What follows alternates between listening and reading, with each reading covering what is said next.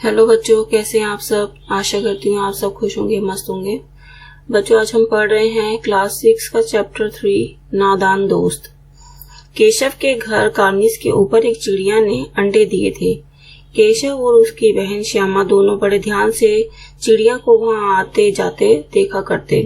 सवेरे दोनों आंखें मलते कार्निस के सामने पहुंच जाते और चिड़ा और चिड़िया दोनों को वहां बैठा पाते। उनको देखने में दोनों बच्चों को ना मालूम क्या मजा मिलता। दूध और जलेबी की सुगंध भी न रहती थी। दोनों के दिल में तरह तरह के सवाल उठते। अंडे कितने बड़े होंगे, किस रंग के होंगे, कितने होंगे, क्या खाते होंगे, उनमें से बच्चे किस तरह निकल आएंगे, बच्चों के पैर कैसे निकलेंगे, घोंसला कैसा है। लेकिन इन बातों का जवाब देने वाला कोई नहीं। ना अम्मा को घर के काम धंधों से फुर्सत थी, ना बाबूजी को पढ़ने लिखने से। दोनों बच्चे आपस में ही सवाल जवाब करके अपने दिल को तसल्ली दे लिया करते थे। श्यामा कहती, क्यों भैया, बच्चे निकलकर फुर से उड़ जाएंगे। केशव विद्वानों जैसे गर्व से कहता, नहीं री पगली, पहले पर निकलेंगे, बगैर परों के बेचारे कैसे उड़ेंगे। श्यामा बच्चों को क्या खिलाएगी बेचारी। जो उसकी बहन है उसका नाम है श्यामा, तो वो कह रही है कि चिड़िया अपने बच्चों को क्या खिलाएगी। वो सोच रहे हैं, आपस में ये बातें डिस्कस कर रहे हैं। केशव इस पेचीदा सवाल का जवाब कुछ ना दे सकता था। पेचीदा मीन्स मतलब ऐसे उसको लग रहा था ये बेवकूफी वाले सवाल है, इसीलिए उसको कुछ जवाब देना अच्छा ही नहीं लग रहा था, उसका रिप्लाई करना। इस तरह 3-4 दिन गुजर गए। दोनों बच्चों की जिज्ञासा दिन दिन बढ़ती जा रही थी। अंडों को देखने के लिए वे अधीर होते थे। अधीर होना मीन्स एक्साइटमेंट होना कि उन अंडों में से कब चिड़िया के बच्चे बाहर निकलेंगे और वो उन चीजों को देख पाएंगे। उन्होंने अनुमान लगाया कि अब जरूर बच्चे निकल आए होंगे। अनुमान लगाना मीन्स उन्होंने गेस किया, हाँ अब तो ऐसे जरूर निकल आए होंगे बच्चे। वो सोच रहे हैं। बच्चों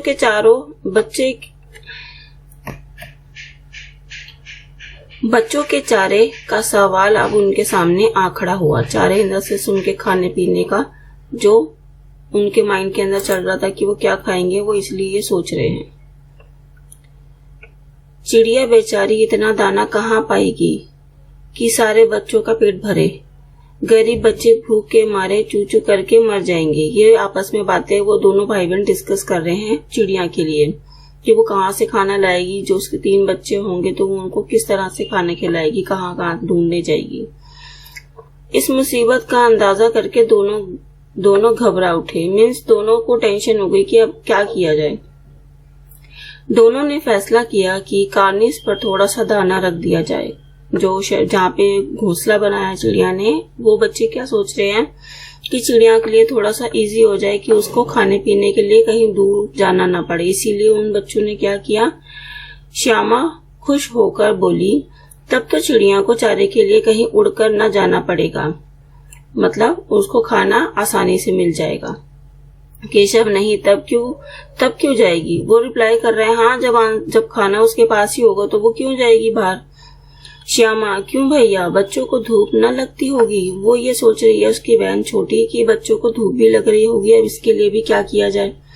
केशव का ध्यान इस तकलीफ की तरफ ना गया था। मीन्स उसने ये नहीं सोचा था कि हाँ धूप से भी बचाना है उसको, तो उसकी बहन ने ये एडवाइस दी थी कि धूप से भी बचाना होगा। बोला, जरूर तकलीफ हो रही होगी। केशव ने कहा, हाँ ये तो है कि धूप हो रही है तो बच्चे तकलीफ में ही होंगे। बेचारे प्यास के मारे तड़पते होंगे, ऊपर छाया भी तो कोई नहीं। अब उनको बेचारों को ऐसा लग रहा है, वो भी बच्चे हैं, उनको ये सब पता ही नहीं है कि जो पक्षी होते हैं वो अपने अंडों को किस तरह से सेफ रखते हैं, ये सब उनको नहीं मालूम। आखिर यही फैसला हुआ कि घोंसले के ऊपर कपड़े की छत बना देनी चाहिए। अब दोनों भाई बहन डिस्कस कर रहे हैं कि किस तरह से सेफ किया जाए कि धूप से ये बच सके। पानी की प्याली और थोड़े से चावल रख देने का प्रस्ताव भी स्वीकृत हो गया। मीन्स थोड़े से पानी, चावल, इन सब का भी जो डिसीजन था वो सेलेक्ट हो गया और कि हाँ भाई ये सब कर दिया जाएगा। दोनों बच्चे बड़े चाव से काम करने लगे। चाव मीन्स बहुत ही खुश होकर कि हाँ ये बहुत अच्छा लग रहा है उनको। श्यामा माँ की आंख बचाकर मटके से चावल निकाल लाई। आंख बचाकर मीन्स चुपके से। केशव ने पत्थर की प्याली का तेल चुपके से जमीन पर गिरा दिया और उसे खूब साफ करके उसमें पानी भरा। अब चांदनी के लिए कपड़ा कहाँ से लाए? चांदनी क्या होता है? किसी मतलब उसको शेड करना, शेडी एरिया में उन सबको रखना। फिर ऊपर बगैर छड़ियों के कपड़ा ठहरेगा कैसे? मीन्स वो कह रहे हैं कि अब जो बच्चों को धूप से बचाने के लिए शेल्टर बनाना है एक छोटा सा, तो वो तो उसके लिए स्टिक की जरूरत पड़ेगी ना, 4 स्टिक्स के लिए, क्योंकि 4 कोने होंगे तो उस कोनों पर बांधेगा तभी तो वो उसके ऊपर खड़ा होगा। तो वो इसीलिए कह रहा है कि फिर ऊपर बगैर छड़ियों के कपड़ा ठहरेगा कैसे, और छड़ियां खड़ी होंगी कैसे? अब छड़ी को भी तो खड़ा करना पड़ेगा ना, उसके लिए भी तो कोई जगह ऐसी होनी चाहिए कि जहाँ पे वो छड़ियों को भी लगा सके और उसके ऊपर वो कपड़ा भी बांध सके। केशव बड़ी देर तक इसी उधेड़ बुन में रहा। आखिरकार उसने यह मुश्किल भी हल कर दी। श्यामा से बोला, जाकर कूड़ा फेंकने वाली टोकरी उठा लाओ। अम्मा जी को मत दिखाना, मीन्स अपनी मम्मी को बिना बताए ये सब काम वो कर रहे हैं, इसीलिए वो अपनी बहन को मना कर रहा है कि बिना माँ को बताए चुपके से ये उठा के ले आओ। श्यामा, वह तो बीच से फटी हुई है, उसमें से धूप न जाएगी। वो कह रही है ये थोड़ी सी टूटी हुई है, फटी हुई है, इससे तो धूप अंदर आएगी, तो वो धूप से कैसे बच पाएंगे? केशव ने झुझलाकर कहा, तू टोकरी तो ला। वो क्या कह रहे हैं? केशव झुझलाकर मीन्स उसको बड़ा जैसे होता है ना कि गुस्सा आ जाता है कि भाई बेकार की बातें मत कर, जो कह रहा हूँ बस वो काम करो।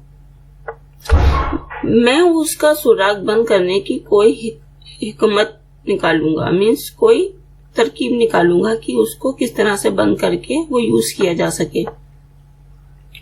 श्यामा दौड़कर टोकरी उठा लाई। केशव ने उसके सुराग में थोड़ा सा कागज ठूस दिया, उसको बंद कर दिया, एक कागज को उसमें फिल करके कागज ठूस दिया और तब टोकरी को एक टहनी से टिकाकर बोला, देख ऐसे ही घोंसले पर उसकी आड़ कर दूंगा, तब कैसे धूप जाएगी। श्यामा ने दिल में सोचा, भैया कितने चालाक हैं। गर्मी के दिन थे, बाबूजी दफ्तर गए हुए थे, अम्मा दोनों बच्चों को कमरे में सुलाकर खुद सो गई थी, लेकिन बच्चों की आंखों में आज नींद कहाँ। अम्मा जी को बहलाने के लिए दोनों दम रोके आंखें बंद किए मौके का इंतजार कर रहे थे। ज्यों ही मालूम हुआ कि अम्मा जी अच्छी तरह से सो गई, दोनों चुपके से उठे और बहुत धीरे से दरवाजे की सिटकनी खोलकर बाहर निकल आए। अंडों की हिफाजत की तैयारियां होने लगी। केशव कमरे से एक स्टूल उठा लाया, लेकिन जब उससे काम न चला तो नहाने की चौकी लाकर स्टूल के नीचे रखी और डरते डरते स्टूल पर चढ़ा। श्यामा दोनों हाथों से स्टूल पकड़े हुए थी। स्टूल चारों टांगे बराबर न होने के कारण जिस तरफ ज्यादा दबाव पाता था जरा सा हिल जाता था। उस वक्त केशव को कितनी तकलीफ उठानी पड़ती थी यह उसी का दिल जानता था। दोनों हाथों से कार्निस पकड़ लेता और श्यामा को दबी आवाज से डांटता, अच्छी तरह से पकड़ वरना उतरकर बहुत मारूंगा। मगर बेचारी श्यामा का दिल तो ऊपर कार्निस पर था। बार बार उसका ध्यान उधर चला जाता और हाथ ढीले पड़ जाते। केशव ने जो ही कार्निस पर हाथ रखा दोनों चिड़ियां उड़ गई। केशव ने देखा कार्निस पर थोड़े तिनके बिछे हुए हैं और उन पर 3 अंडे पड़े हैं। जैसे घोंसले उसने पेड़ों पर देखे थे वैसा कोई घोंसला नहीं है। श्यामा ने नीचे से पूछा कि बच्चे हैं भैया? केशव, 3 अंडे हैं, अभी बच्चे नहीं निकले। श्यामा, जरा हमें दिखा दो भैया, कितने बड़े हैं? केशव, दिखा दूंगा, पहले जरा चिथड़े ले आ, नीचे बिछा दूं। चिथड़े में जो फटे पुराने जो कपड़े होते हैं उसे वो चिथड़े बोल रहे हैं कि वो लिया, छोटे छोटे टुकड़े। बेचारे अंडे तिनकों पर पड़े हैं। श्यामा दौड़कर अपनी पुरानी धोती फाड़कर एक टुकड़ा लाई। केशव ने झुककर कपड़ा ले लिया, उसकी कई तह करके उसने एक गद्दी बनाई, मीन्स फोल्ड करके एक गद्दी सी बनाई और उसके तिनकों पर बिछाकर तीनों अंडे धीरे से उस पर रख दिए। श्यामा ने फिर कहा, हमको भी दिखा दो भैया। केशव, दिखा दूंगा, पहले जरा वह टोकरी तो दे दो, ऊपर छाया कर दूं।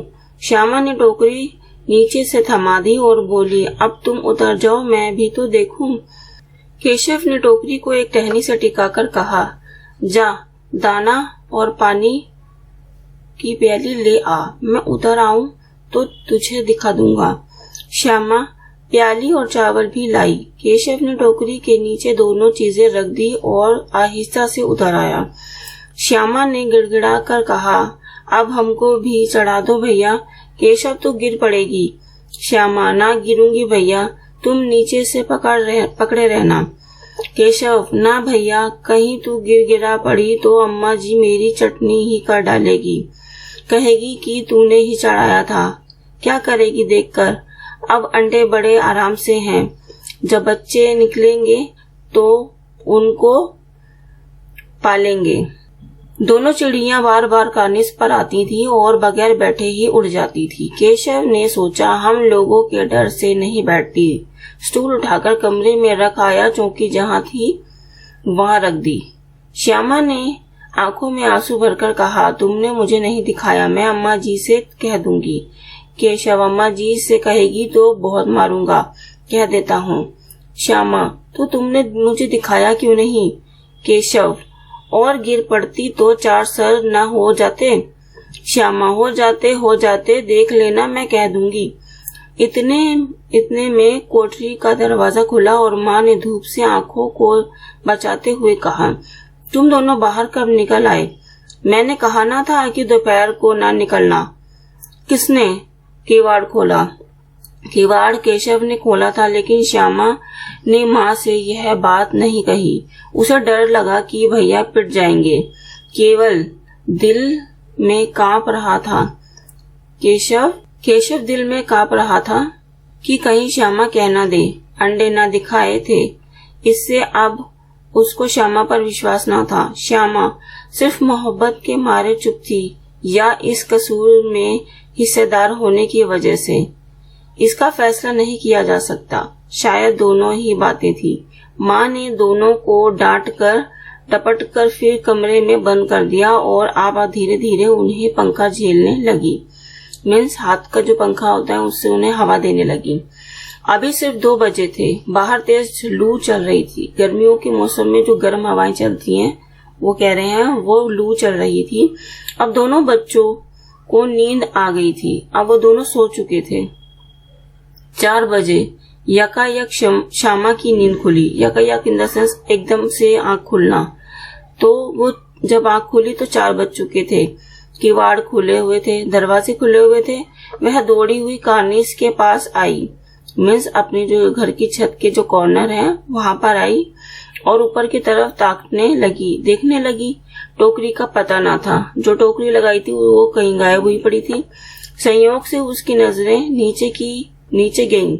मीन्स उसने नीचे देखा फर्श पर और वह उल्टे पांव दौड़ती हुई कमरे में जाकर जोर से बोली, भैया अंडे तो नीचे पड़े हैं, बच्चे उड़ गए। केशव घबराकर उठा और दौड़ा हुआ बाहर आया तो क्या दिखता है कि तीनों अंडे नीचे टूटे पड़े हैं और उनसे कोई चूने की सी चीज बाहर निकल आई है। पानी की प्याली भी एक तरफ से टूटी पड़ी है। उसके चेहरे का रंग उड़ गया। सहमी हुई आंखों से जमीन की तरफ देखने लगा। श्यामा ने पूछा, बच्चे कहाँ उड़ गए भैया। केशव ने करुण स्वर में कहा, अंडे तो फूट गए। श्यामा, और बच्चे कहाँ गए। केशव, तेरे सर में देखती नहीं है, अंडों में से उजला उजला पानी निकल आया है। वही तो 2-4 दिनों में बच्चे बन जाते। माँ ने सोटी हाथ में लिए हुए पूछा। सोटी मतलब जो छड़ी होती है मारने वाली, वो उनकी मम्मी ने हाथ में ले रखी थी और वो पूछ रही है कि तुम दोनों वहां धूप में क्या कर रहे हो। श्यामा ने कहा, अम्मा जी चिड़िया के अंडे टूटे पड़े हैं। माँ ने आकर टूटे हुए अंडों को देखा और गुस्से से बोली, तुम लोगों ने अंडों को छुआ होगा। अब तो श्यामा को भैया पर जरा भी तरस न आया। उसी ने शायद अंडों को इस तरह रख दिया कि वह नीचे गिर पड़े। इसकी उसे सजा मिलनी चाहिए। बोली, इन्होंने अंडे को छेड़ा था अम्मा जी। माँ ने केशव से पूछा, क्यों रे। केशव भीगी बिल्ली बना खड़ा रहा। माँ, तू वहां पहुंचा कैसे। श्यामा, चौकी पर स्टूल रखकर चढ़े अम्मा जी। केशव, तू स्टूल थामे नहीं खड़ी थी। श्यामा, तुम ही ने तो कहा था। माँ, तू इतना बड़ा हुआ, तुझे अभी इतना भी नहीं मालूम कि छूने से चिड़िया के अंडे गंदे हो जाते हैं। चिड़िया फिर उन्हें नहीं सेती। श्यामा ने डरते डरते पूछा, तो क्या चिड़िया ने अंडे गिरा दिए? अम्मा जी। माँ, और क्या करती? केशव के सिर इसका पाप पड़ेगा। हाय हाय, 3 जाने ले ली दुष्ट ने। केशव रोनी सूरत बनाकर बोला, मैंने तो सिर्फ अंडों को गद्दी पर रख दिया था अम्मा जी। माँ को हंसी आ गई, मगर केशव को कई दिनों तक अपनी गलती पर अफसोस होता रहा। अंडों की हिफाजत करने के जोग में उसने उनका सत्यानाश कर डाला। इसे याद कर वह कभी कभी रो पड़ता था। दोनों चिड़िया वहां फिर ना दिखाई दी। ये आज चैप्टर यहीं पे कंप्लीट होता है बच्चों। आप इसे अच्छे से सुनना और इसके क्वेश्चन आंसर अगर आपने डिस्कस करने हो तो मुझे कमेंट बॉक्स में जरूर इसका कमेंट करके मुझे बताना। मैं आपको इसका रिप्लाई कर दूंगी। ओके बच्चों, टेक केयर। आपको अपने एग्जाम्स के लिए बेस्ट ऑफ लक।